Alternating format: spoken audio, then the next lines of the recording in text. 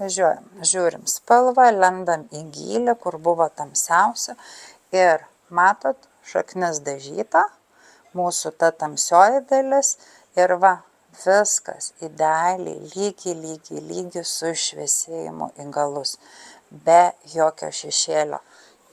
Visur lygu ir blizga.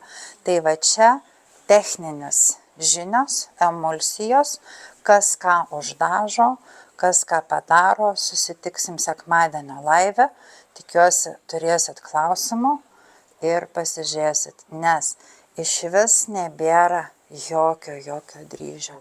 Tai va taip iš juodo į rudą ir sekundę dėmesio, jeigu vis dar galvojat, kad dažai dažų nešviesina arba šviesinant gadinasi plaukai, susitinkam laive.